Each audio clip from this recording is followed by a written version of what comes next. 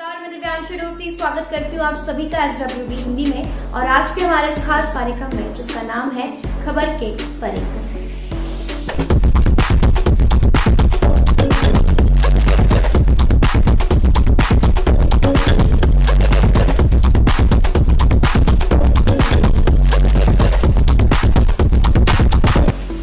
देश में wilful defaulters यानी जानबूझकर कर्ज नहीं चुकाने वालों की संख्या लगातार 3 सालों में बढ़ी है।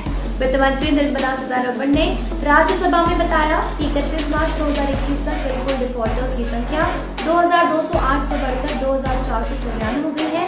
वहीं वित्त मंत्री ने उन सभी पर कड़ी कार्रवाई की बात कही है।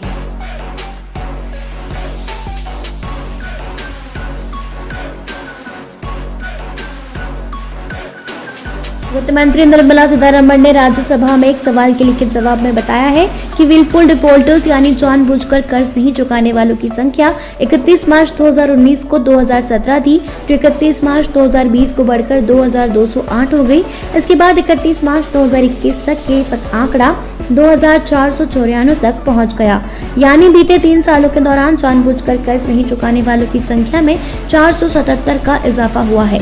वित्त मंत्री ने कहा कि बैंक जानबूझकर कर्ज नहीं चुकाने वालों के खिलाफ आपराधिक कार्यवाही भी शुरू कर सकते हैं। उन्होंने कहा कि बैंकों को अगर लगता है कि उन्हें कार्रवाई करने की जरूरत है तो वह ऐसा कर सकते हैं। बैंक्स बकाये की रिकवरी के लिए कर्जदार या गारंटर्स के खिलाफ कानूनी कार्रवाई शुरू करने के लिए जरूरी कदम उठा सकते हैं और अगर जरूरत पड़े तो जानबूझकर कर्ज नहीं चुकाने वालों के खिलाफ आपराधिक कार्रवाई भी शुरू कर सकते हैं। वित्त मंत्री ने अपने जवाब में कहा कि रिजर्व बैंक के आंकड़ों के मुताबिक पिछले 3 वर्षों के दौरान सरकारी क्षेत्र के बैंकों में फंसे हुए खातों और बट्टे खाते में डाले गए कर्जों में से 3,12,987 करोड़ रुपए की वसूली की है। वित्त मंत्री के मुताबिक सरकारी बैंकों का फंसा कर्ज 31 मार्च 2019 को 5,73,202 करोड़ रुपए था, जो 31 मार्च 2020 को घटकर 4,92,632 करोड़ हो गया।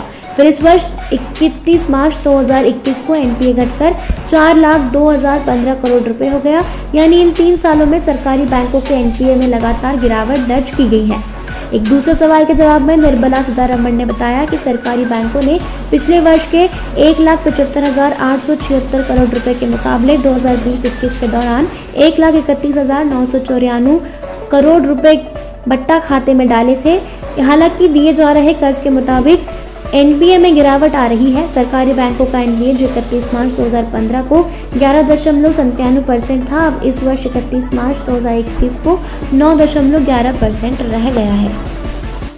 ब्रिटेन की एक अदालत ने भगोड़े भारतीय कारोबारी विजय माल्या को सोमवार को दिवालिया घोषित करने का आदेश जारी कर दिया है। अदालत के आदेश के बाद भारतीय स्टेट बैंक की अगुवाई में भारतीय बैंकों के समूह के लिए बंद पड़ी एयरलाइन किंगफिशर के ऊपर बकाये कर्ज की वसूली को लेकर वैश्विक स्तर पर उनकी संपत्तियों की जब्ती की कार्रवाई कराने का रास्ता साफ हो गया है। वहीं अभी विजय माल्या जमानत पर है।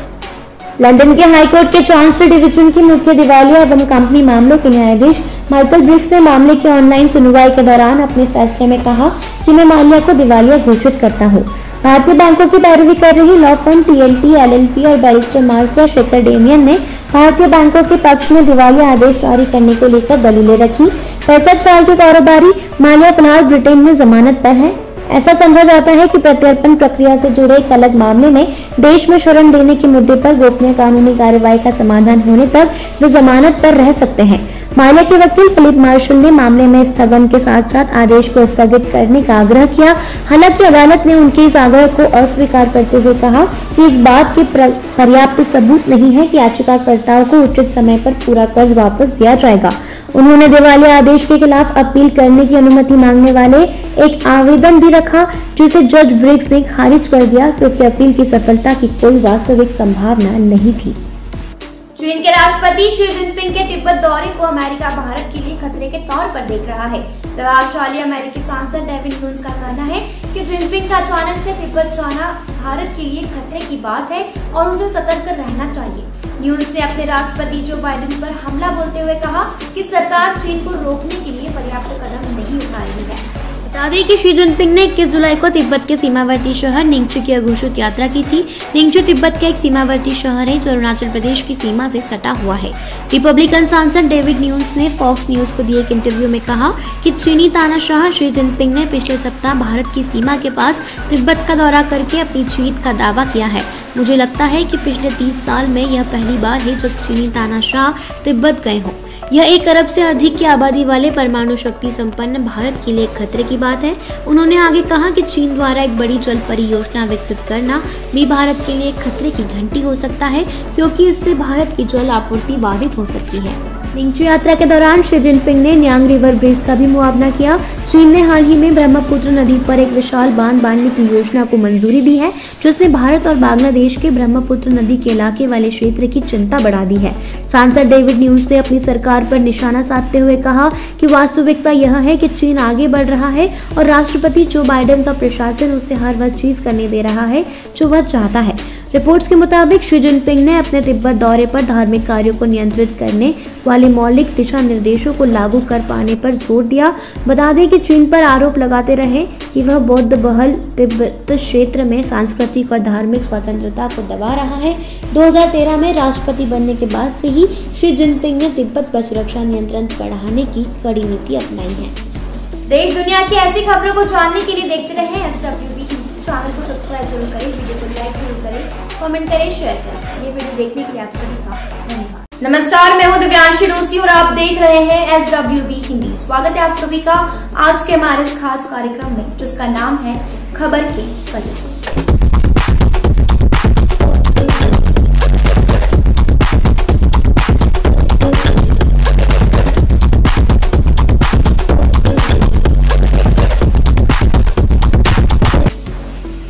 भारत में पेगासस की चर्चाएं जोर शोर से चल रही हैं। ऐसे में अब इजराइल की कंपनी NSO, जिसने मिलिट्री ग्रेड स्पाईवेयर पेगासस को बनाया है और कथित रूप से जिसका उपयोग कई राजनीतिज्ञों, राजपालिका अधिकारियों, सामाजिक कार्यकर्ताओं और पत्रकारों की जासूसी के लिए किया जाता है, वहीं उसका एक बड़ा बयान आया है।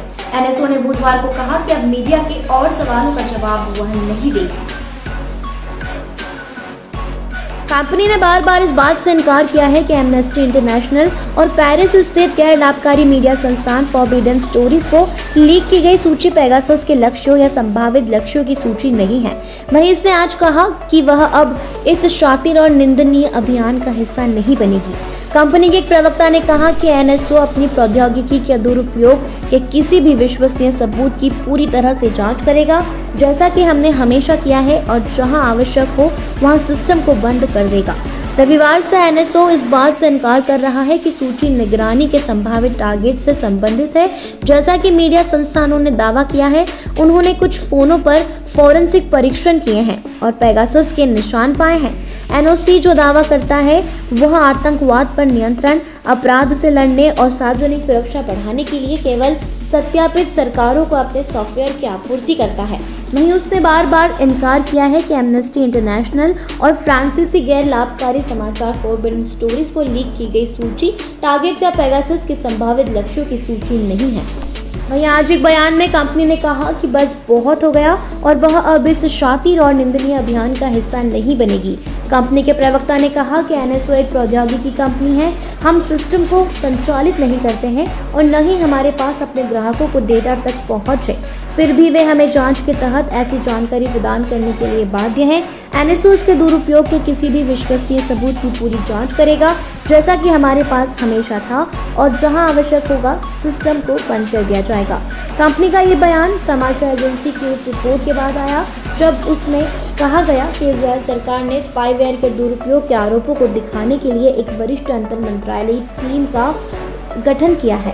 अज्ञात स्रोतों का हवाला देते हुए रिपोर्ट में फ्रांस, मॉस्को, भारत, मोरक्को और इराक में पेगासस के संदिग्ध दुरुपयोग की मीडिया रिपोर्टों के बाद संभावित राजनयिक झटके का उल्लेख किया है। तालिबान का समर्थन कर रहे पाकिस्तान पर अफगानिस्तान के उपराष्ट्रपति अब्दुल्ला सालेह ने ऐसा तंज कसा है कि जिसके बाद पाकिस्तानियों को कई दिनों तक नींद नहीं आएगी। दरअसल सोलेह ने पाकिस्तानी सेना की भारतीय फौज के सामने एक सरेंडर की तस्वीर शेयर की है। इस तस्वीर को शेयर करते हुए उन्होंने लिखा है कि हमारे इतिहास में कभी ऐसी तस्वीर नहीं है और ना ही कभी होगी। बता दें कि पाकिस्तान पूरी कोशिश में लगा है कि अफगानिस्तान पहले जैसी स्थिति में पहुंच जाए, इसके लिए वो तालिबान का समर्थन भी कर रहा है। अफगान के उपराष्ट्रपति अमरुल्लाह सालेह ने तस्वीर ट्वीट करते हुए लिखा है कि हमारे इतिहास में ऐसी तस्वीर नहीं है और ना कभी होगी। हाँ, कल कुछ पल के लिए उस वक्त में हिल गया था जब हमारे ऊपर से गुजरते हुए रॉकेट कुछ मीटर की दूरी पर जा गिरे थे। पाकिस्तान के प्रिय ट्विटर हमलावरों, तालिबान और आतंकवाद आपके उस घाव पर मरहम नहीं लगाएगा जो घाव आपको इस तस्वीर से मिले होंगे। कोई और रास्ता तलाशिए। सालेह ने जो तस्वीर शेयर की है वो साल 1971 की जंग में पाकिस्तान को भारत के हाथों मिली हार की है। भारत से बुरी तरह पीटने के बाद पाकिस्तान ने अपनी हार मान ली थी। उस वक्त पाकिस्तान के 80,000 से ज्यादा सैनिकों ने भारत के सामने आत्मसमर्पण कर दिया था, जिसके बाद पाकिस्तान के आर्मी चीफ ने भारतीय सेना प्रमुख के सामने सरेंडर के कागजात पर हस्ताक्षर किए थे। पाकिस्तान की हार से जुड़ी इस तस्वीर को शेयर कर अफगानी उपराष्ट्रपति ने तंज कसा है। जाहिर है कि पुराने जख्म हरा करने की इस कोशिश से पाकिस्तान को मिर्ची लगी होगी और उसके ज्वलन इतनी जल्दी खत्म होने वाली नहीं है। अफगानिस्तान से अमेरिकी सैनिकों की वापसी के बाद तालिबान बेकाबू हो गया है। उसने देश के अधिकांश हिस्सों पर कब्जे का दावा किया है। पाकिस्तान भी तालिबान के हाथ मजबूत करने में लगा हुआ है ताकि अफगानिस्तान में पैर जमा सके। हाल ही में तालिबान ने अफगानिस्तान की राजधानी काबुल में राष्ट्रपति आवास को निशाना बनाने की कोशिश की थी और 3 रॉकेट दागे थे। अफगान को लगता है कि इस हमले के पीछे पाकिस्तान का हाथ है। नए कृषि कानूनों पर लगभग पिछले 1 साल से सरकार और किसान के बीच चल रहे इस अनबन के बीच एक बार फिर किसानों का विरोध प्रदर्शन होने जा रहा है। वहीं इस बार नए कृषि कानूनों के विरोध में आज से किसान जंतर मंतर पर अपना विरोध प्रदर्शन शुरू करेंगे। दिल्ली पुलिस ने किसान संगठनों को जंतर मंतर पर प्रदर्शन की इजाजत दे दी है। इसके साथ ही कोरोना गाइडलाइन का पालन करने की हिदायत भी दी है। किसानों का प्रदर्शन आज से शुरू होकर मानसून सत्र खत्म होने तक यानी 9 अगस्त तक चलेगा। जंतर मंतर पर सुरक्षा के पुख्ता इंतजाम किए गए हैं। वहीं बड़ी संख्या में पुलिस कर्मियों की तैनाती भी की गई है। उधर सिंधु बॉर्डर पर भी पुलिसकर्मी नजर बनाए हुए हैं। इस साल 26 जनवरी को एक ट्रैक्टर रैली के दौरान राष्ट्रीय राजधानी में हुई हिंसा के बाद यह पहली बार है जब अधिकारियों ने विरोध प्रदर्शन करने वाले किसान यूनियनों को शहर में अनुमति दी है।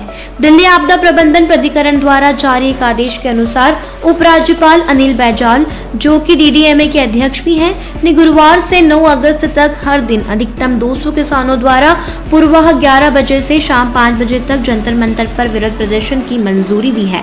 आदेश में कहा गया है कि उन्हें निर्दिष्ट बसों द्वारा पुलिस एस्कॉर्ट के तहत निर्धारित मार्ग से लाया जाएगा तथा उन्हें कोविड उपयुक्त व्यवहार जैसे कि मास्क पहनना, सामाजिक दूरी बनाए रखना, नियमित रूप से हाथ धोना और सैनिटाइजर आदि का उपयोग करना और भारत सरकार और NCT दिल्ली सरकार द्वारा समय समय पर कोविड-19 महामारी के संबंध में जारी अन्य सभी दिशा निर्देशों SOP का सख्त अनुपालन करना होगा।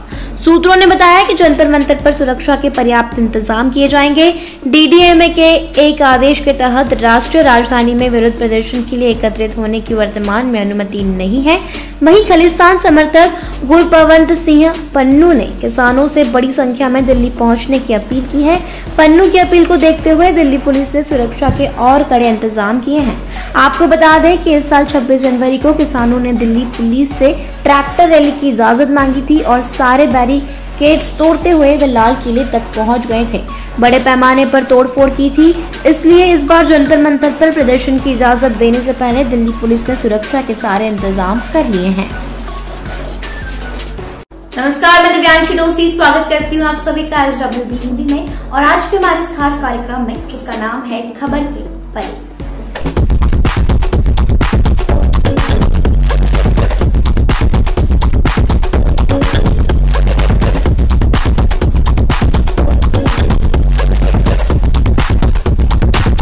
भारत तालिबान के साथ संचार के सीधे चैनलों को सक्रिय करने की योजना बना रहा है। कारण यह है कि काबुल में इस्लामाबादी समूह की जल्द ही मेनस्ट्रीम राजनीति में उतरने की संभावना दिखाई दे रही है। यह कदम ऐसे समय उठाया गया है जब अमेरिका और ब्रिटेन जैसे देशों ने तालिबान की वैधता को पहचानना शुरू कर दिया है। जबकि भारत ने अफगानिस्तान में शांति और स्थिरता के लिए अशरफ गनी सरकार को समर्थन का आश्वासन दिया है क्योंकि तालिबान आक्रामक हो गया है। नरेंद्र मोदी सरकार का मानना है कि उसे तालिबान में उन लोगों के साथ संपर्क का एक नेटवर्क स्थापित करना शुरू करना चाहिए जो दोहा में बैठते हैं, कतार की राजधानी, और जो नई दिल्ली को विकास के लिए अपने साझेदार के रूप में देखते हैं। इसके लिए भारत अब रूस पर निर्भर है, जो ईरान के साथ मिलकर बड़ी भूमिका निभाने की योजना बना रहा है। नई दिल्ली उस व्यवस्था का हिस्सा बनना चाह रही है, भले ही इसका मतलब काबुल में एक संक्रमण सरकार का समर्थन करना हो, जो 31 अगस्त तक अमेरिकी सैनिकों के जाने के बाद वहां आसन्न दिखाता है। माना जाता है कि रूस और भारत ने इस बात पर व्यापक बातचीत की है कि क्षेत्रीय साझेदार अब क्या रुख अपनाएंगे, क्योंकि अफगानिस्तान में हिंसा बढ़ गई है और तालिबान को वार्ताकारों के रूप में लाना और भी महत्वपूर्ण हो गया है। ऐसा इसलिए है क्योंकि संदेश तब उन कमांडरों को छलनी कर देगा जो अफगान सरकारी बलों से लड़ रहे हैं। सरकार उन तालिबान नेताओं से बात करने की योजना बना रही है जिनके साथ भारत तब से उलझा हुआ था जब से विदेश मंत्री एस जयशंकर ने सितंबर 2020 में दोहा में इंट्रा अफगान संवाद में भाग लिया था। तालिबान अच्छी तरह से जानता है कि उसने भारत को यह भी बताया है कि वह नई दिल्ली में एक भागीदार देखता है जो अमेरिका के बाहर निकलने के बाद अफगानिस्तान के विकास में मदद करेगा। सूत्रों ने कहा कि काबुल तालिबान की भारी हिंसा के कारण बिगड़ती आंतरिक सुरक्षा स्थिति को संभालने में व्यस्त है, लेकिन वह चाहता है कि भारत दोहा में समूह के वार्ताकारों तक पहुंचे। तालिबान के प्रवक्ता सुहेल शाहीन को ग्लोबल काउंटर टेररिज्म काउंसिल द्वारा आयोजित एक कार्यक्रम में बोलने के लिए आमंत्रित किया गया था, जहां उन्होंने कहा कि तालिबान के सत्ता में आने के बाद वह समृद्धि पर ध्यान केंद्रित करेगा यदि पड़ोसी देशों और उससे आगे के साथ संबंध अच्छे रखना चाहते हैं तो। अफगानिस्तान के प्रमुख शांति और सुलह नेता अब्दुल्ला ने कहा कि अफगानिस्तान में 43 साल के संकट का समाधान रचनात्मक और सार्थक बातचीत और राजनीतिक समाधान के माध्यम से है, जबकि एक समय भारत का मानना था कि पाकिस्तान बैक चैनल वार्ता के माध्यम से बातचीत की सुविधा प्रदान करेगा। इस तथ्य को देखते हुए अब यह संभव नहीं होगा कि वार्ता से कोई वांछित परिणाम नहीं निकला है और अफगानिस्तान और पाकिस्तान के बीच संबंध अब तक के निचले स्तर पर आ गए हैं, एक सूत्र ने कहा। पिछले हफ्ते विदेश मंत्री एस जयशंकर दुशांबे और तशकंद के बाद एक यात्रा पर थे और उन्होंने मध्य एशियाई देशों के प्रमुख नेताओं के साथ कई बैठकें की, जो अब तक वास्तविकता के प्रति भी जाग रहे हैं कि तालिबान जल्द ही आ जाएगा, अफगानिस्तान की सत्ता में आ जाएगा। रक्षा उद्योग के एक सूत्र ने मंगलवार को MKS 2001 एयर शो में टास्क को बताया कि रूसी भारतीय ब्रह्मोस सुपरसोनिक मिसाइल की उड़ान रेंज को 800 किलोमीटर तक बढ़ाया जाएगा। वहीं ब्रह्मोस मिसाइल की प्रारंभिक उड़ान सीमा 280 किलोमीटर थी। भारत के मिसाइल प्रौद्योगिकी नियंत्रण शासन में शामिल होने के बाद मिसाइल की सीमा 450 किलोमीटर तक बढ़ा दी गई है। स्रोत बताते हैं कि नए ब्रह्मोस संस्करण में बहुत सारी नई वस्तुएं हैं, जिसमें विशेष रूप से इनमें एक नया बूस्टर है। ब्रह्मोस मिसाइल को रूस के research and production association of machine building और भारत के रक्षा अनुसंधान और विकास संगठन द्वारा विकसित किया गया है। मिसाइल का नाम दो नदियों के नाम से आया है, जिसमें भारत की ब्रह्मपुत्र और रूस की मॉस्कवा शामिल है। मिसाइल का पहला प्रक्षेपण 12 जून 2001 को तटीय लॉन्चर से हुआ था। वहीं आपको बता दें कि मिसाइलों का निर्माण भारत और रूस ने संयुक्त रूप से किया है। रूसी राष्ट्रपति व्लादिमीर पुतिन ने अंतर्राष्ट्रीय एरोस्पेस सैलो की अपनी यात्रा के दौरान सुखोई मंडप में एक नए हल्के स्मारक एकल इंजन वाले विमान के एक मॉडल की जांच की। वही मॉडल को यूनाइटेड एयरक्राफ्ट कॉरपोरेशन के प्रमुख यूरी स्लीसार ने प्रस्तुत किया। रोस्टेक की एक प्रेस सेवा ने कहा कि नए विमान की प्रस्तुति के दौरान स्लीसार ने पुतिन को अपनी प्रथम श्रेणी की क्षमताओं के बारे में बताया। यूएससी प्रमुख ने रेखांकित किया कि नया विमान एक नई पीढ़ी का बहुउद्देशीय मंच था, जिसे एक विशिष्ट ग्राहक के अनुरोधों के अनुकूल बनाया जा सकता था। इसमें व्यापक युद्ध क्षमता और कम परिचालन लागत भी शामिल है। एक नए हल्के एकल इंजन वाले विमान के विकास का खुलासा पहली बार मई में विमानन उद्योग के एक सूत्र ने किया था। सूत्र ने टास को बताया कि नया विमान सुपरसोनिक जाने में सक्षम होगा और इसमें कम रडार दृश्यता होगी। बाद में रोस्टेक ने सूचित किया कि यूएससी मार्क्स 2001 में एक नया विमान पेश करेगा, लेकिन विमान के प्रकार का खुलासा नहीं किया।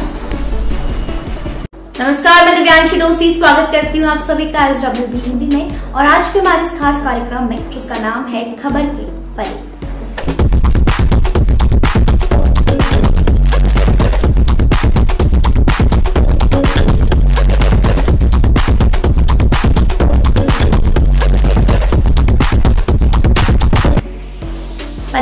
मुख्यमंत्री अमरिंदर सिंह की टीम ने कहा है कि वे राज्य सरकार के नवनिर्वाचित अध्यक्ष और सीएम के प्रतिद्वंदी नवजोत सिंह सिद्धू से तब तक नहीं मिलेंगे जब तक कि वो सोशल मीडिया के जरिए किए गए हमलों के लिए माफी नहीं मांग लेते।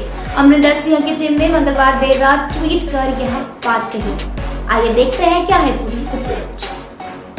दोनों नेताओं के बीच लंबे समय से चल रहे विवाद का एक और मोड़ है जो राज्य में अगले साल होने जा रहे विधानसभा चुनाव में पार्टी की गाड़ी को बेपटरी कर सकता है।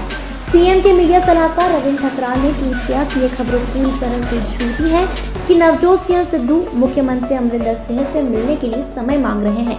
मुख्यमंत्री के रुख में कोई बदलाव नहीं आया है। वह तब तक सिद्धू से नहीं मिलेंगे जब तक वह सोशल मीडिया पर उनके खिलाफ की गई अपमानजनक टिप्पणियों पर सार्वजनिक रूप से माफी नहीं मांग लेते। इससे पहले पंजाब के मंत्री ब्रह्म मोहिंद्रा ने सिद्धू के साथ तब तक किसी भी तरह की निजी बैठक करने से इनकार कर दिया जब तक सिद्धू और सीएम के बीच मतभेद दूर नहीं हो जाते। मोहिंद्रा ने यह बात उस दिन कही जब सिद्धू अमृतसर गए थे, जहां उनके समर्थकों और कांग्रेसकर्ताओं ने उनका जोरदार स्वागत किया था। सिद्धू को प्रदेश प्रमुख बनाए जाने के बाद किसी मंत्री द्वारा की गई यह ऐसी टिप्पणी है जो दिखाती है कि पंजाब कांग्रेस में संकट अभी खत्म नहीं हुआ है। मोहिंद्रा ने यहाँ जारी एक बयान में कहा कि सिद्धू को प्रदेश कांग्रेस अध्यक्ष नियुक्त करने की पार्टी अलाकमान के फैसले का स्वागत है। उन्होंने कहा कि हालांकि मैं उनसे तब तक नहीं मिलूंगा जब तक कि वह मुख्यमंत्री से मिलकर उनके साथ अपने मुद्दों का सुलझा नहीं लेते। मोहिंद्रा ने कहा कि अमरिंदर सिंह कांग्रेस विधायक दल के नेता हैं और वह उनके निर्देशों का पालन करेंगे। कांग्रेस के वरिष्ठ नेता मोहिंद्रा ने कहा कि सीएलपी नेता होने के अलावा मुख्यमंत्री कैबिनेट का भी नेतृत्व करते हैं जिसका वे हिस्सा हैं। उन्होंने स्पष्ट कर दिया है कि जब तक सिद्धू सिंह के साथ अपनी सभी मुद्दों को सुलझा नहीं लेते वह उनसे निजी तौर पर नहीं मिलेंगे। समझा जाता है कि सिंह ने पिछले हफ्ते अखिल भारतीय कांग्रेस कमेटी के महासचिव हरीश रावत से कहा था कि वह सिद्धू से तब तक नहीं मिलेंगे जब तक वे उनके खिलाफ अपने अपमानजनक ट्वीट के लिए माफी नहीं मांग लेते। सिद्धू को प्रदेश कांग्रेस अध्यक्ष बनाए जाने पर मुख्यमंत्री की तरफ से अभी तक कोई प्रतिक्रिया नहीं आई है। जहां एक और कोरोना महामारी ने पूरे विश्व में हड़कंप मचा रखा है, वहीं दूसरी ओर हरियाणा के 11 वर्षीय लड़के की मंगलवार को दिल्ली के एम्स में मौत हो गई। वह H5N1 वायरस से संक्रमित था जिसे एवियन इन्फ्लुएंजा या बर्ड फ्लू भी कहा जाता है। माना जाता है कि यह भारत में मनुष्यों के बीच H5N1 का पहला मामला है और इस साल बर्ड फ्लू से पहली मौत है। पुणे के नेशनल इंस्टीट्यूट ऑफ वायरोलॉजी की एक रिपोर्ट में संक्रमण की पुष्टि हुई है। सूत्रों ने समाचार एजेंसी पीटीआई को बताया कि उनके सैंपल की जांच में कोविड-19 नेगेटिव आया, लेकिन इन्फ्लुएंजा के टेस्ट में वह पॉजिटिव पाया गया। एनआईवी ने उसमें H5N1 की पुष्टि की है। निमोनिया और ल्यूकेमिया के साथ 2 जुलाई को भर्ती हुए लड़के का नाम सुशील था। उसके संपर्क में अस्पताल के सभी कर्मचारियों को संभावित संक्रमण के लक्षणों और रिपोर्ट की पहचान के लिए आइसोलेशन में रहने को कहा गया है। सुशील के गांव में H5N1 के और मामलों की जांच करने और कॉन्टैक्ट ट्रेसिंग के लिए national centre for disease control की एक टीम को हरियाणा भेजा गया है। इस साल की शुरुआत में हरियाणा सहित कई राज्यों में बर्ड फ्लू के मामलों की भारी लहर के बाद हजारों जंगली पक्षी मृत पाए गए थे और हजारों मुर्गे मारे गए थे। हालांकि कई संक्रमण वायरस के एक अलग प्रकार H5N8 से थे, जो विशेषज्ञों का कहना है कि मनुष्यों के लिए कम खतरनाक है। फिर भी जनवरी के अंत तक केंद्र के अलर्ट जारी किया था क्योंकि उसने महाराष्ट्र, गुजरात और छत्तीसगढ़ के साथ साथ केरल, मध्य प्रदेश, उत्तराखंड, यूपी और पंजाब में पोल्ट्री के बीच बर्ड फ्लू की पुष्टि की थी। देश दुनिया की ऐसी खबरों को जानने के लिए देखते रहें SWB हिंदी। चैनल को सब्सक्राइब जरूर करें, वीडियो को लाइक जरूर करें, कमेंट करें, शेयर करें। ये वीडियो देखने के लिए आप सभी का धन्यवाद। नमस्कार, मैं हूं दिव्यांशी डोसी और आप देख रहे हैं SWB। स्वागत है आप सभी का आज के हमारे इस खास कार्यक्रम में जिसका नाम है खबर के परे।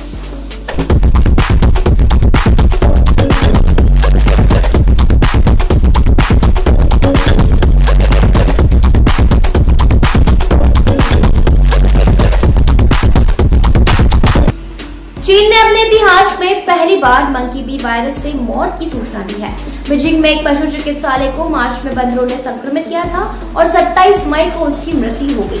मंकी बी वायरस, जिसे हर्पीस बी वायरस के नाम से भी जाना जाता है, वहीं इसकी मृत्यु दर 70 से 80% है। जैसा कि Chinese centre for disease control and prevention की अंग्रेजी पत्रिका चाइना CDC वीकली ने अपनी 17 जुलाई की रिपोर्ट में उद्धृत किया है। रिपोर्ट में कहा गया है कि मृतक के करीबी संपर्कों का अप्रैल में परीक्षण किया गया और वे सभी वायरस से मुक्त पाए गए। यूएस सीडीसी के अनुसार संक्रामित मकाक बंदर द्वारा काटे जाने या खरोचने पर या मकाक की आंखों, नाक या मुंह के संपर्क में आने पर मनुष्य आमतौर पर बीवी से संक्रमित हो जाते हैं। सीडीसी ने इस बात पर प्रकाश डाला कि इतिहास में बीवी मानव से मानव संचरण का केवल एक ही मामला दर्ज किया गया है। मृतक पशु चिकित्सक 53 वर्ष के थे। उन्होंने बीजिंग में एक गैर मानव प्राइवेट प्रजनन और प्रौद्योगिकी संस्थान के लिए काम किया। 4 और 6 मार्च को पशु चिकित्सक ने 2 मरे हुए बंदरों को काटा। रिपोर्ट के अनुसार विच्छेदन के 1 महीने बाद पशु चिकित्सक ने मतली और उल्टी का अनुभव किया, जिसके बाद न्यूरोलॉजिकल लक्षणों के साथ उन्हें बुखार आया। क्योंकि बीजिंग में डॉक्टरों को बीवी संक्रमण का कोई अनुभव नहीं था, पशु चिकित्सक को इलाज के लिए कई अस्पतालों का दौरा करने के लिए कहा गया था, लेकिन 17 अप्रैल तक निदान नहीं किया गया था, जब डॉक्टरों ने बंदर के परीक्षण के लिए उसके मस्तिष्क, मेरुद्रव और उसके 2 सहकर्मियों के तरल पदार्थ एकत्रित किए थे। परिणामों से पता चला कि पशु चिकित्सक बीवी से संक्रमित था। चीन सीडीसी और कैपिटल मेडिकल यूनिवर्सिटी के वैज्ञानिकों के एक समूह ने अपनी रिपोर्ट में निष्कर्ष निकाला कि इसका मतलब है कि बंदरों में बीवी व्यावसायिक श्रमिकों के लिए संभावित जेनेटिक खतरा पैदा कर सकता है। 1932 में पहले मानव संक्रमण की पहचान की गई थी और तब से मनुष्यों में संचरण के केवल 50 मामले सामने आए हैं। इनमें से ज्यादातर बंदरों के संपर्क में आए थे और 21 की मौत हो गई थी। जर्मन चांसलर एंजेला मर्केल के अनुसार यूरोप के कुछ हिस्सों को तबाह करने वाली बाढ़ बेहद भयानक है, जिससे पूरे क्षेत्र में मरने वालों की संख्या बढ़कर 188 हो गई और बवेरिया का एक जिला चरम मौसम से त्रस्त हो गया है। मर्केल ने हाल के दिनों में रिकॉर्ड बारिश और बाढ़ से सबसे बुरी तरह प्रभावित क्षेत्रों में से एक क्षेत्र का दौरा किया, जिसके बाद जल्द से जल्द वित्तीय सहायता करने का वादा किया, जिसमें हाल के दिनों में मात्र जर्मनी में 157 लोग मारे गए, जो देश की लगभग 6 दशकों में सबसे खराब प्राकृतिक आपदा। लापता लोगों को पता लगाने के प्रयास जारी रहे। रविवार को भी तबाही जारी रही, जब दक्षिणी जर्मन के बवेरिया जिले में अचानक आई बाढ़ ने कम से कम एक व्यक्ति की जान ले ली, सड़कों को नदियों में बदल दिया, कुछ वाहन बह गए और बेर्चटेस्गैडनर भूमि में मोटी मिट्टी के नीचे दब गई भूमि का स्वाहा हो गया। ऑस्ट्रेलिया में सीमा से लगे जिले में सैकड़ों बचावकर्मी जीवित बचे लोगों की तलाश कर रहे हैं। बुधवार को शुरू हुई यूरोपीय बाढ़ ने मुख्य रूप से जर्मन राज्यों राइनलैंड पैलेटिनेट, नॉर्थ राइन वेस्टफीलिया के साथ साथ बेल्जियम के कुछ हिस्सों को प्रभावित किया है। बिजली या संचार के बिना पूरे समुदाय को काट दिया गया है। वैज्ञानिकों, जिन्होंने लंबे समय से कहा है कि जलवायु परिवर्तन से भारी बारिश होगी, वहीं उन्होंने कहा कि निरंतर वर्षों में इसकी भूमिका निर्धारित करने में अभी भी कई सप्ताह लगेंगे। बेल्जियम के प्रधानमंत्री अलेक्जेंडर डी क्रू ने कहा कि जलवायु परिवर्तन के साथ संबंध स्पष्ट था। बेल्जियम में जहां मंगलवार को राष्ट्रीय शोक मनाया जाएगा, 163 लोग अभी भी लापता हैं या पहुंच से बाहर हैं। संकट केंद्र ने कहा कि जल स्तर गिर गया है और एक बड़ा सफाई अभियान चल रहा है। सेना को पूर्वी शहर पेपिनेस्टर में भेजा गया है, जहां 1 दर्जन इमारतें ढह गई हैं। वहां भेजा गया है ताकि उन्हें किसी न किसी शिकार की तलाश की जा सके। कतर की अल जजीरा टीवी ने बताया कि अफगान सरकार और तालिबान के प्रतिनिधिमंडल ने रविवार को एक संयुक्त बयान जारी कर कहा कि वे फिर मिलेंगे। साथ ही उन्होंने कहा कि अपनी शांति वार्ता में तेजी लाने के निर्देश जारी किए हैं। वार्ताकारों के 2 प्रतिनिधिमंडल जो शनिवार से दोहा में हैं, उन्होंने कहा कि दोनों पक्ष एक समझौते तक पहुंचने तक उच्च स्तर पर बातचीत जारी रखने के लिए प्रतिबद्ध हैं। हम पूरे अफगानिस्तान में मानवीय सहायता प्रदान करने के लिए काम करेंगे। देश दुनिया की ऐसी खबरों को जानने के लिए देखते रहें SWB हिंदी। चैनल को सब्सक्राइब जरूर करें, वीडियो को लाइक जरूर करें, कमेंट करें, शेयर करें। ये वीडियो देखने के लिए आप सभी का धन्यवाद। नमस्कार, मैं दिव्यांशी डोसी स्वागत करती हूँ आप सभी का SWB हिंदी में। और आज के हमारे इस खास कार्यक्रम में, जिसका नाम है खबर के परे।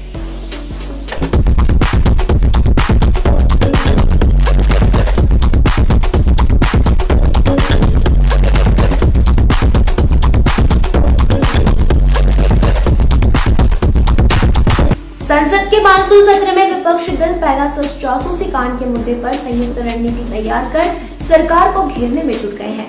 सूत्रों का कहना है कि विपक्षी दलों ने 10 बजे संसद में बैठक कर साझा रणनीति बनाने का संकेत दिया है। वहीं तृणमूल कांग्रेस के नेता सुखेंदु शेखर राय ने राज्यसभा में कामकाज स्थगित कर नियम 267 के तहत तुरंत पेगासस फोन हैकिंग के मुद्दे पर चर्चा की मांग की है। सरकार भी अपने बचाव की तैयारी करने में जुटी हुई है। आईटी मंत्री अश्विनी वैष्णव राज्यसभा में आज इस मुद्दे पर एक बयान देंगे। ऐसे में मानसून सत्र के दूसरे दिन भी संसद में हंगामे के आसार नजर आ रहे हैं। इस बैठक में विपक्ष इजरायली स्पाईवेयर पेगासस के जरिए कथित फोन हैकिंग केस पर चर्चा होगी। इस फोन हैकिंग में पत्रकारों, नेताओं और नौकरशाहों को निशाना बनाए जाने की बात सामने आई है। कथित तौर पर कांग्रेस नेता राहुल गांधी और आईटी मंत्री अश्विनी वैष्णव की भी फोन हैकिंग हुई। हालांकि सरकार ने इसे सिरे से खारिज किया है और इसे देश को बदनाम करने की साजिश करार दिया है। माना जा रहा है कि उच्च सदन में मंगलवार दोपहर को कोविड प्रबंधन के मुद्दे पर चर्चा होगा। राज्यसभा की कामकाज की सूची के मुताबिक आईटी मंत्री अश्विनी वैष्णव भारत में कुछ लोगों को कथित तौर पर फोन डेटा हैक करने के मामले में दोपहर 2 बजे सरकार की ओर से एक बयान जारी करेंगे। आईटी मंत्री ने लोकसभा में सोमवार को एक बयान जारी किया था। वैष्णव ने इसे बिना किसी तथ्य के सनसनीखेज स्टोरी करार दिया था। उन्होंने कहा था कि पोर्टल की रिपोर्ट में खुद कहा गया है कि सिर्फ फोन नंबर की मौजूदगी मात्र से यह नहीं कहा जा सकता है कि जासूसी हुई है। खबरों के मुताबिक अश्विनी वैष्णव का नाम भी उस फहरिस्त में बताया जा रहा है। हालांकि तब वह मंत्री नहीं थे।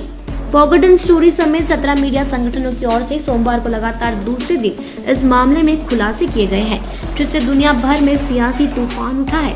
द वायर की रिपोर्ट के मुताबिक कथित तौर पर कांग्रेस नेता राहुल गांधी, नए आईटी मंत्री अश्विनी वैष्णव और पूर्व चुनाव आयुक्त अशोक लवासा भी संभावित तौर पर निशाने थे।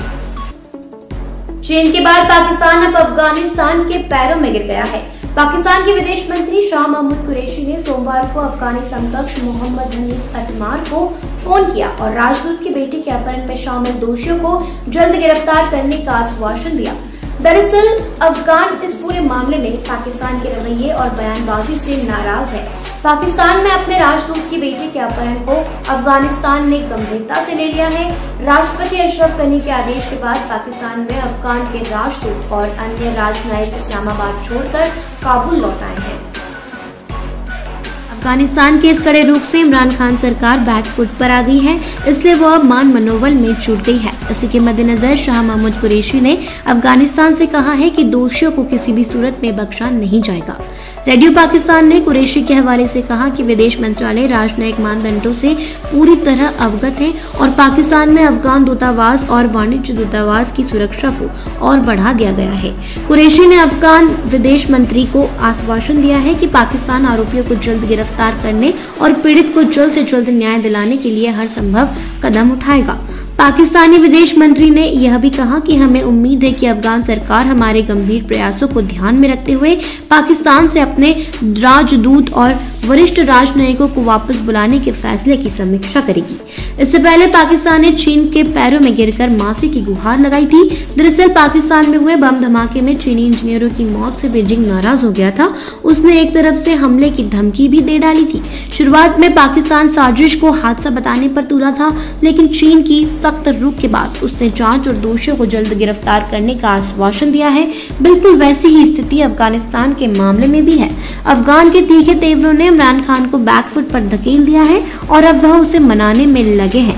पाकिस्तान और अफगानिस्तान के बीच टेंशन अपहरण कांड की वजह से हुई है, जिसे इमरान सरकार साजिश बता रही है।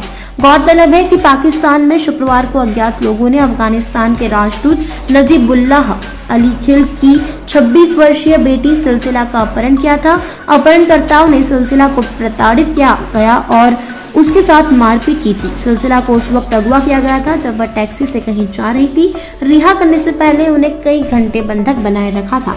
उनके शरीर पर चोटों के कई निशान भी हैं। देश दुनिया की ऐसी खबरों को जानने के लिए देखते रहें SWB हिंदी। चैनल को सब्सक्राइब जरूर करें, वीडियो को लाइक करें, कमेंट करें, शेयर करें। ये वीडियो देखने के लिए आप सभी का धन्यवाद। नमस्कार, मैं हूं दिव्यांशी रोसी और आप देख रहे हैं SWB हिंदी। स्वागत है आप सभी का आज के हमारे इस खास कार्यक्रम में, जिसका नाम है खबर की पलट।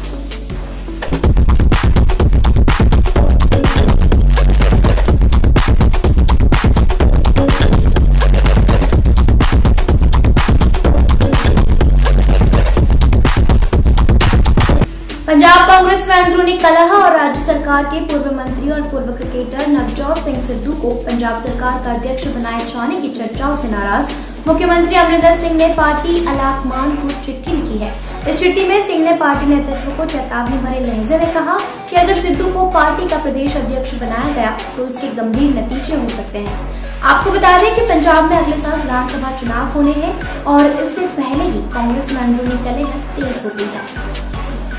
इस बीच आज राज्य के प्रभारी हरीश रावत चंडीगढ़ जा रहे हैं, जो अमरिंदर सिंह से मुलाकात करेंगे। इससे पहले नवजोत सिंह सिद्धू ने शुक्रवार को दिल्ली में पार्टी अध्यक्ष सोनिया गांधी से मुलाकात की। इस बैठक में राहुल गांधी और कांग्रेस महासचिव और पंजाब प्रभारी हरीश रावत भी मौजूद थे। कहा जा रहा है कि मुख्यमंत्री अमरिंदर सिंह नवजोत सिंह सिद्धू को सुनील जाखड़ की जगह पर प्रदेश अध्यक्ष बनाने के पार्टी नेतृत्व की पहल से सहमत नहीं है। बीती रात उस समय सियासी सरगर्मियां तेज हो गई जब सिद्धू के संभावित प्रमोशन और पंजाब कैबिनेट में हलचल की खबरें सामने आई। रात 9 बजे के करीब अमरिंदर सिंह और सिद्धू खेमे के विधायकों ने एकत्र होकर अलग अलग बैठकें की। कल हुई बैठक के बाद कांग्रेस के पंजाब प्रभारी हरीश रावत ने मीडिया से बात करते हुए कहा कि उन्होंने यह भी नहीं कहा कि नवजोत सिद्धू पंजाब कांग्रेस के अध्यक्ष होंगे। उन्होंने कहा, मैंने पार्टी आलाकमान के सामने अपनी बात रख दी है। मुझे यकीन है कि कांग्रेस अध्यक्ष अपना समय लेंगी और जल्द ही किसी नतीजे तक पहुंचेगी। बताते चले कि पंजाब में अगले साल विधानसभा चुनाव होने हैं। ऐसे में पंजाब कांग्रेस में मची कलह को लेकर पार्टी को चुनाव में नुकसान न हो, इसके लिए हर संभव कोशिशें की जा रही हैं। मुख्यमंत्री अमरिंदर सिंह ने पिछले हफ्ते दिल्ली में सोनिया गांधी से मुलाकात की थी। बैठक के बाद उन्होंने मीडिया से बात करते हुए कहा था कि कांग्रेस आलाकमान जो भी फैसला लेगा वह उन्हें स्वीकार होगा। गौरतलब है कि अमरिंदर सिंह और नवजोत सिंह सिद्धू के बीच 2017 में हुए विधानसभा चुनाव के बाद से ही विवाद चल रहा है। बीजेपी छोड़कर कांग्रेस में शामिल हुए सिद्धू को उम्मीद थी कि उन्हें पंजाब का उप मुख्यमंत्री बनाया जाएगा, लेकिन इस कदम को कैप्टन अमरिंदर सिंह ने कथित तौर पर विफल कर दिया था। पाकिस्तान में हुए आतंकी हमले में अपने नागरिकों की मौत से चीन पूरी तरह से बौखलाया हुआ है। ऐसे में उसने पाकिस्तान से दो टूक शब्दों में कहा है कि यदि वह आतंकवादियों से नहीं निपट सकता है तो चीनी सैनिकों को मिसाइलों के साथ मिशन पर भेजा जा सकता है। चीन के इस रूप से पाकिस्तान के प्रधानमंत्री इमरान खान डर से कांपने लगे हैं। उन्होंने बीजिंग को भरोसा दिलाया है कि दोषियों को बख्शा नहीं जाएगा। आपको बता दें कि खैबर पख्तूनख्वा में हुए बस धमाके में चीनी इंजीनियरों की भी मौत हुई है। चीन के अखबार ग्लोबल टाइम्स के संपादक ने इस संबंध में ट्वीट करके पाकिस्तान को चेताया है। उन्होंने लिखा है कि इस मामले में शामिल कायर आतंकी अब तक सामने नहीं आ पाए हैं, लेकिन उन्हें निश्चित रूप से खोजा और खत्म किया जाना चाहिए। यदि पाकिस्तान की क्षमता पर्याप्त नहीं है तो उसकी मंजूरी से चीन की मिसाइलों और स्पेशल फोर्स को काम पर लगाया जा सकता है। माना जा रहा है कि इस बयान के बाद पाकिस्तान के ऊपर आतंकियों पर कार्रवाई का दबाव बन गया है। यहाँ गौर करने वाली बात यह भी है कि चीन खुद पाकिस्तान के आतंकियों को बचाता रहा है। संयुक्त राष्ट्र में मसूद अजहर को ग्लोबल आतंकी घोषित कराने के भारतीय प्रयासों में उसने कई बार रोड़े अटकाए थे। अब जब उसके अपने नागरिक आतंक की भेंट चढ़े हैं तो वो बौखला गया है। वहीं इमरान खान अपने आका का गुस्सा शांत कराने की हर संभव कोशिश में लगे हैं।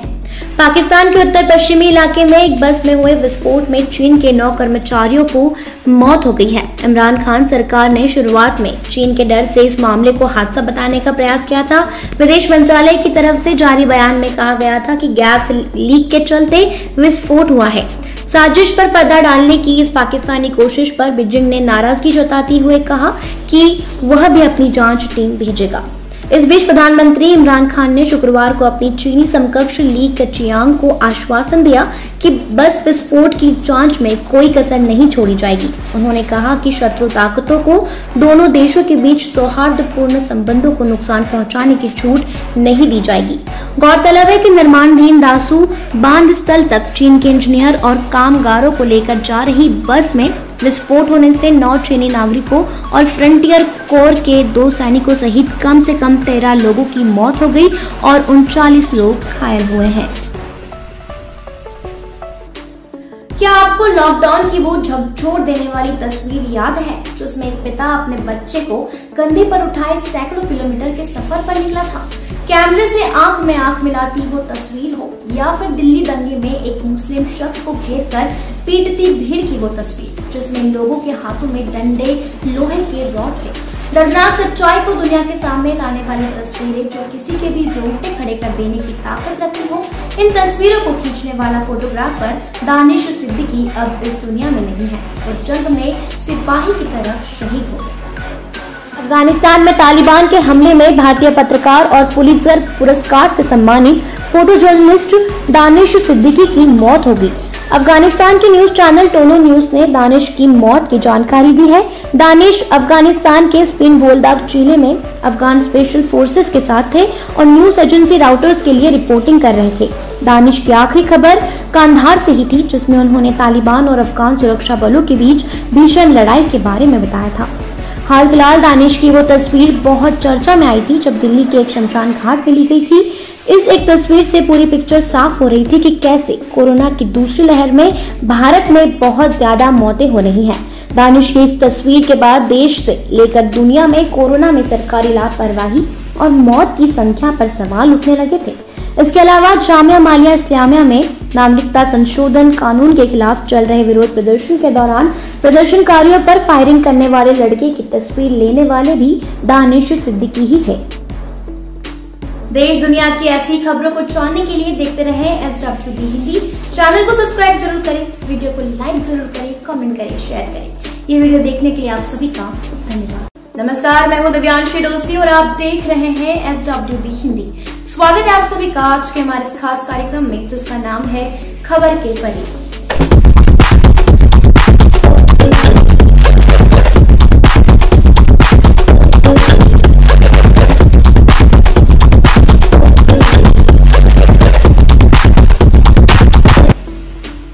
मंगलवार को दक्षिण अफ्रीका के शहरों में भीड़ ने पुलिस के साथ लड़ाई की, तोड़फोड़ की और शॉपिंग मॉल में आग लगा दी, जिसमें दर्जनों लोगों के मारे जाने की सूचना मिली है।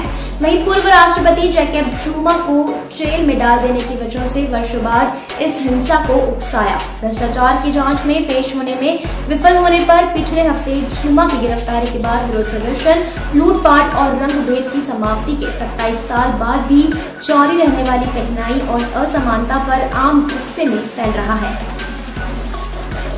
सुरक्षा अधिकारियों ने कहा कि सरकार हिंसा और लूटपाट को रोकने के लिए काम कर रही है, जो क्वाजुलु नताल प्रांत में जुमा के घर से देश के सबसे बड़े शहर जोहान्सबर्ग और आसपास के गोटेंग प्रांत और हिंद महासागर बंदरगाह शहर तक फैल गई है। दक्षिण अफ्रीकी पुलिस सेवा ने मंगलवार देर रात कहा कि पिछले कुछ दिनों के विरोध प्रदर्शनों में 72 लोगों की जान चली गई है और 1234 लोगों को गिरफ्तार किया गया है, जो बड़े पैमाने पर लूटपाट और दंगे में बदल गया है। अशांति को रोकने के लिए सैनिकों को सड़कों पर भेजा गया है। जुमा को 2018 तक अपने 9 साल के कार्यकाल के दौरान उच्च स्तरीय भ्रष्टाचार की जांच में सबूत देने के संवैधानिक अदालत के आदेश की अवहेलना करने के लिए पिछले महीने सजा सुनाई गई थी। उन्हें भ्रष्टाचार, धोखाधड़ी, रैकेटियरिंग और मनी लॉन्ड्री सहित अन्य आरोपों में एक अन्य मामले में भी मुकदमे का सामना करना पड़ रहा है।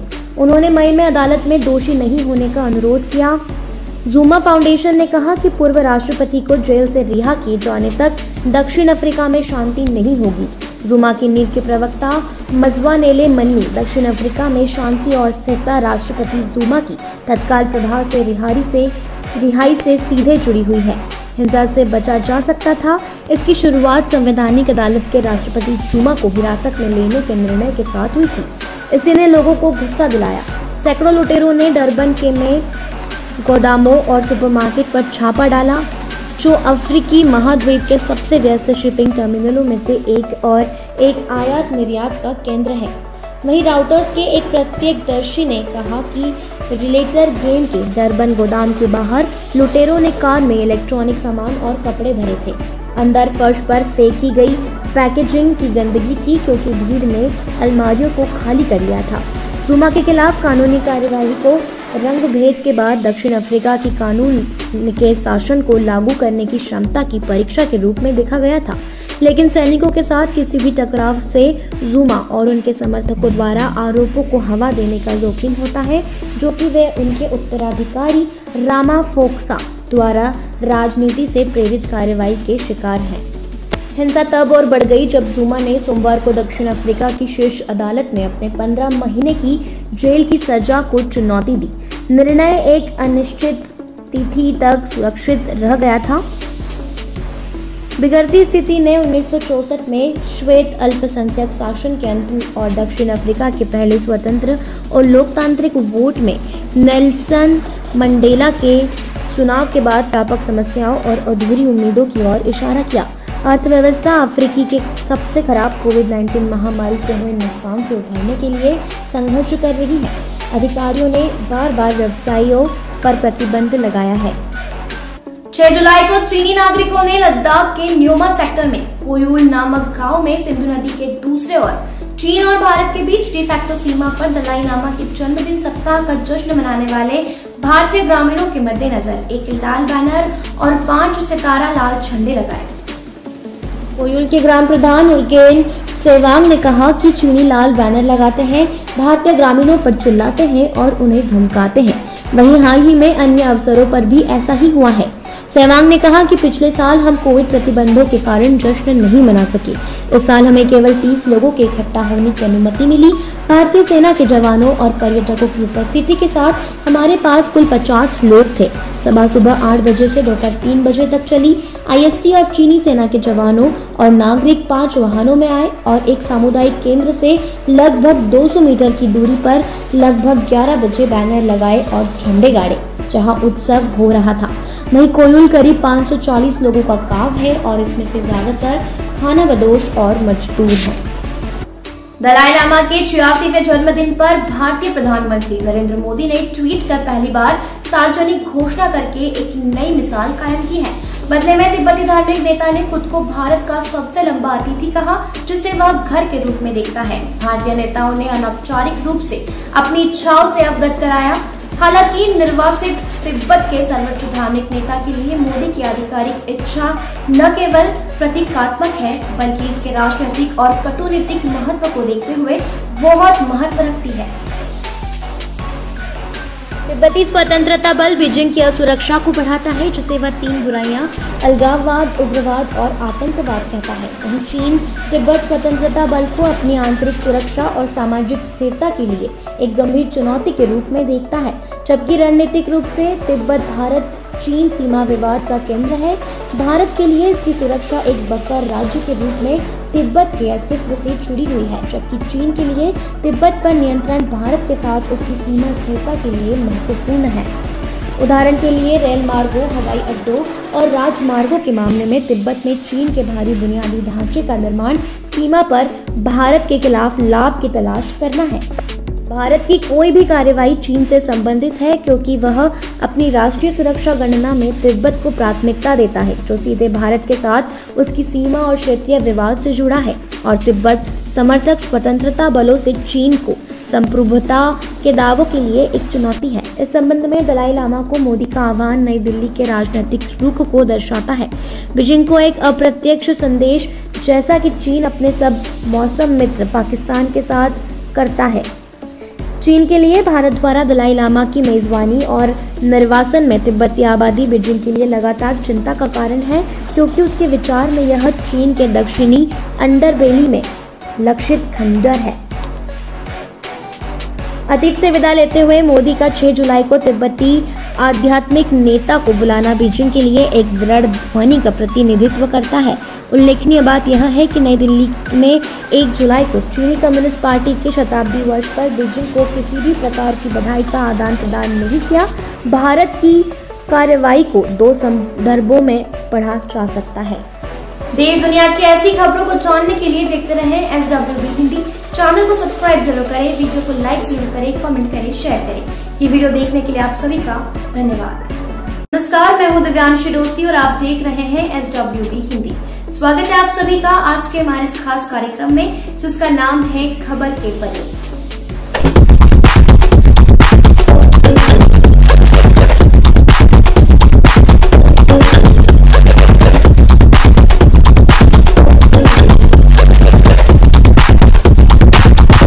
तालिबान के प्रवक्ता सुहेल शाहीन ने हाल ही में एक मीडिया साक्षात्कार में कहा कि अफगानिस्तान में पुनर्निर्माण के लिए चीन एक स्वागत योग्य मित्र था और यह कि उनके नागरिकों को सभी सुरक्षा प्रदान की जाएगी। यह अपने आप में एक काफी बयान है और एक पब्लिक रिलेशन के रूप में सामने आने की बजाय यह रक्तपात के अगले दौर में ईंधन प्रदान करने की संभावना रखता है, जो दशकों से अफगानिस्तान में होता आया है।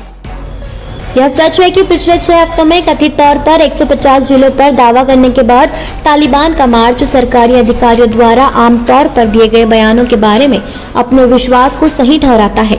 सोबर विश्लेषण कहता है कि तालिबान ने 127 चीला केंद्रों पर कब्जा कर लिया है, जिनमें से 10 को सरकार ने वापस जब्त कर लिया है। तस्वीर लगातार बदलती रही है क्योंकि कुछ जगहों पर सरकारी बलों की रैली रहती है और दूसरे में एक रणनीतिक वापसी प्रतीत होती है। चीन दहशत का कोई संकेत नहीं दिख रहा है, जो उसे तार्किक रूप से होना चाहिए क्योंकि एक इस्लामिक अमीरात उसकी सीमाओं पर है। लेकिन फिर चीन 1990 के दशक में पहली तालिबान सरकार तक पहुंचा, यहाँ तक कि 2000 में मुल्ला उमर से भी मुलाकात की।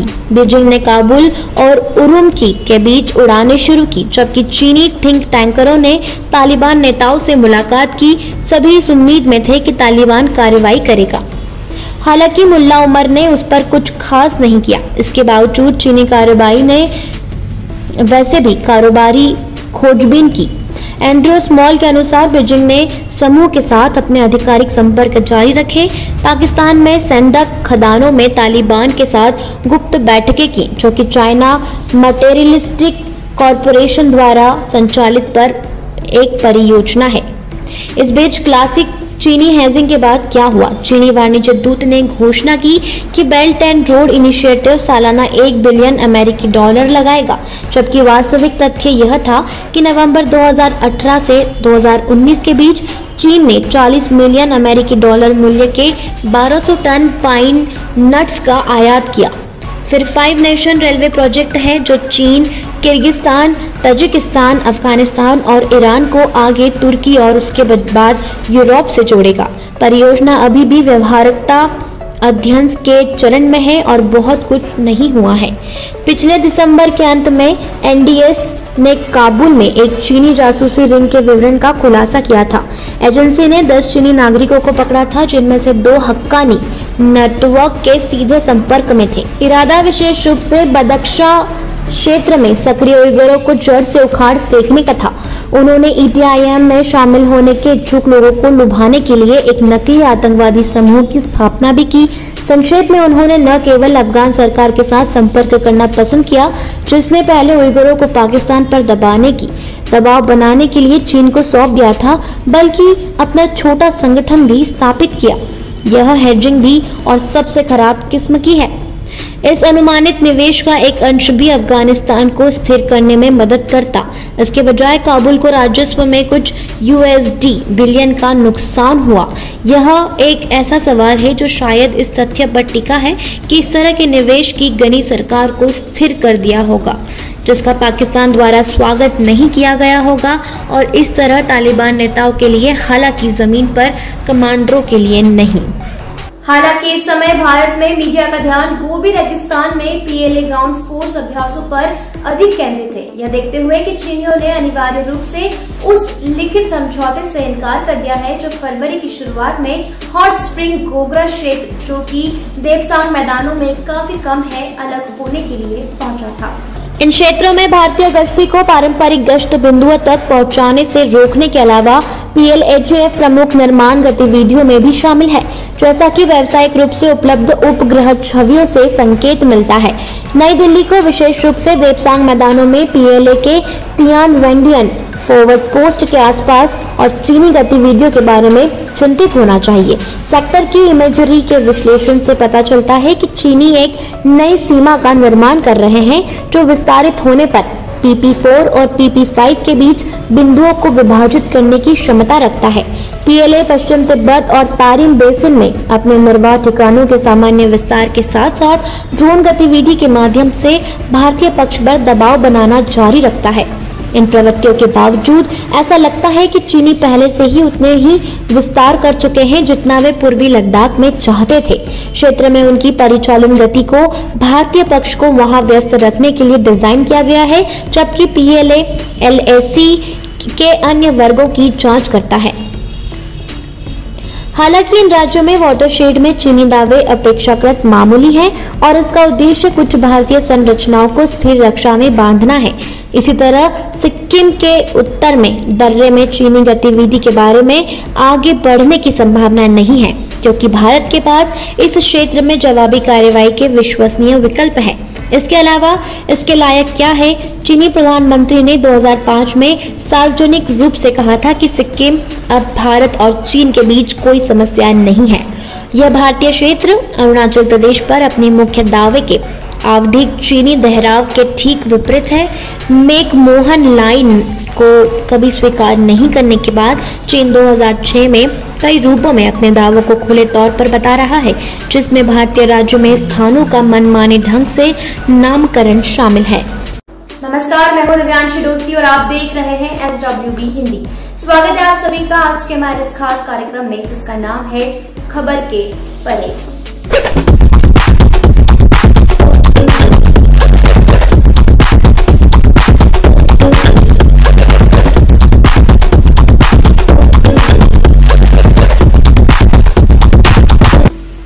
अमेरिकी कानून प्रवर्तन और खुफिया एजेंसियां शुक्रवार को हाइटियन राष्ट्रपति जोवेनल मोइस की इस हफ्ते हुई हत्या की अमेरिकी कनेक्शन की जांच कर रही थी। वहीं 3 सूत्रों ने कहा कि 2 हाइटियन अमेरिकी पुरुषों को इसमें भाग लेने के आरोप में गिरफ्तार किया गया था। हाइटियन पुलिस ने बताया कि उनका नाम जेम्स सोलेज और जोसेफ विंसेंट है और कहा कि वे इस भारी सशस्त्र कमांडो यूनिट का हिस्सा थे, जिसमें ज्यादातर 26 कोलंबियाई शामिल थे। जो कोलंबियाई सेना के सूत्रों ने कहा कि पड़ोसी डोमिनियन गणराज्य से हैती में प्रवेश किया था। 2 कानून प्रवर्तन सूत्रों ने एक सक्रिय जांच पर चर्चा करते हुए कहा कि एजेंसियां हत्या के लिए अमेरिका में कनेक्शन देख रही थी, लेकिन उन्होंने 2 संदिग्ध पर विशेष रूप से टिप्पणी देने से इनकार कर दिया। व्हाइट हाउस ने कहा कि वे जांच में मदद के लिए वरिष्ठ संघीय कानून प्रवर्तन अधिकारियों को जल्द से जल्द हैती भेजेगा। हाइटियन अधिकारी ने यह समझाने के लिए कहा कि फ्लोरिडा के 2 हाइटियन अमेरिकी सोलेज और विंसेंट को हैती के राष्ट्रपति की हत्या के लिए कोलंबियाई भाड़े के सैनिकों में शामिल होने के लिए क्यों प्रेरित किया गया था। सोलाजेस ने खुद को ऑनलाइन प्रमाणित राजनयिक एजेंट और हैती में कनाडाई दूतावास के लिए प्रमुख कमांडर का बॉडीगार्ड के रूप में वर्णित किया था। उन बयानों को उनके द्वारा संचालित एक चैरिटी के वेबसाइट पर दिया गया था, जिसे हटाने के लिए गुरुवार को संशोधित किया गया। मियामी हेराल्ड ने एक अनाम सरकारी अधिकारी के हवाले से कहा कि 1 दशक पहले जब सोलेज 20 के दशक के मध्य में थे, उन्होंने कुछ समय के लिए कंपनी के साथ काम किया था, जो हैती में कनाडाई दूतावास के लिए सुरक्षा प्रदान करती है। सार्वजनिक रिकॉर्ड दिखाते हैं कि सोलेज एक प्राकृतिक अमेरिकी नागरिक फोर्ट लॉडरडेल के पास तामेरेक फ्लोरिडा में रहते थे और उसका कोई आपराधिक रिकॉर्ड नहीं है। फ्लोरिडा के रिकॉर्ड दिखाते हैं कि सोलेज के पास सुरक्षा अधिकारी और बंदूक लाइसेंस है। सोलेज ने FWSA चेकमेल अवन इंक नामक एक व्यवसाय भी चलाया, जिसने अपनी वेबसाइट पर खुद को बचपन की भूख को समाप्त करने और हैती में शिक्षा में सुधार पर केंद्रित एक चैरिटी के रूप में वर्णित किया है। अफगान एयरफोर्स के मेजर दस्तगीर जमारे काबुल में तालिबान के ऑफ ड्यूटी बलों की हत्याओं से इतने भयभीत हो गए थे कि उन्होंने अफगानिस्तान की विशाल राजधानी की सुरक्षित जगह से जाने के लिए अपना घर बेचने का फैसला किया। इस साल की शुरुआत में अपने रिहर्सल के कार्यक्रम में एक संभावित खरीदार द्वारा अभिवादन किए जाने के बजाय 41 वर्षीय पायलट का सामना एक बंदूकधारी से हुआ, जो अंदर गया और बिना एक शब्द कहे रियल एस्टेट एजेंट के मुंह में घातक रूप से गोली मार दी। जमारे उनकी बचाव के लिए पहुंचे, लेकिन बंदूकधारी ने उनके सर में गोली चला दी। साथ ही चेक करने वाले अपने 14 साल के बेटे पर 7 के पिता की मौत हो गई। लड़के को बख्शा गया, लेकिन उसके परिवार का कहना है कि वो बहुत मुश्किल से बोल पाता है। अफगान सरकार के 2 वरिष्ठ अधिकारियों के अनुसार हाल के महीने में जमारे सहित कम से कम 7 अफगान पायलटों की हत्या कर दी गई है। लक्षित हत्याओं की यह श्रृंखला, जिसकी पहले रिपोर्ट नहीं की गई थी, यह दर्शाती है कि अमेरिकी और अफगान अधिकारियों का कहना है कि अफगानिस्तान की सबसे मूल्यवान सैन्य संपत्तियों में से एक को नष्ट करने के लिए यूएस और तालिबान जानबूझकर यह प्रयास कर रहे हैं। ऐसा करने में तालिबान, जिनके पास कोई वायुसेना नहीं है, खेल के मैदान में समतल करना चाह रहे हैं, क्योंकि वे प्रमुख जमीनी आक्रमणों को दबाते हैं। एक बार राष्ट्रपति अशरफ गनी की अमेरिकी समर्थन सरकार द्वारा नियंत्रित क्षेत्र पर आतंकवादी तेजी से कब्जा कर रहे हैं, यह आशंका जताते हुए कि वे अंततः काबुल को गिराने की कोशिश कर सकते हैं। तालिबान के प्रवक्ता ज़बीहुल्लाह मुजाहिद ने पुष्टि की है कि समूह ने जमारे को मार डाला था और उसने एक कार्यक्रम शुरू किया था जो अफगान वायुसेना की पायलटों को लक्षित और समाप्त कर देगा, क्योंकि वे सभी अपने लोगों के खिलाफ बमबारी करते हैं। संयुक्त राष्ट्र की एक रिपोर्ट ने 2021 के पहले 3 महीनों में अफगानिस्तान में तालिबान के कारण 229 नागरिकों की मौत और इसी अवधि में अफगान वायुसेना की वजह से 41 नागरिकों की मौत का दस्तावेजीकरण किया गया। अफगान सैन्य पायलट विशेष रूप से आकर्षण हत्या के लक्ष्य हैं। वर्तमान में पूर्वी अमेरिकी और अफगान अधिकारियों का कहना है कि वे बड़े हमले के लिए बड़े पैमाने पर तालिबान बलों पर हमला कर सकते हैं, मिशन के लिए कमांडो को शटल कर सकते हैं और अफगान जमीनी सैनिकों के लिए जीवन रक्षक हवाई कवर प्रदान कर सकते हैं। पायलटों को प्रशिक्षित होने में वर्षों लग जाते हैं और उन्हें बदलना मुश्किल होता है, जो हर नुकसान के साथ देश की रक्षा के लिए बड़ा झटका है। देश दुनिया की ऐसी खबरों को जानने के लिए देखते रहें SWD हिंदी। चैनल को सब्सक्राइब जरूर करें, वीडियो को लाइक जरूर करें, कमेंट करें, शेयर करें। ये वीडियो देखने के लिए आप सभी का धन्यवाद।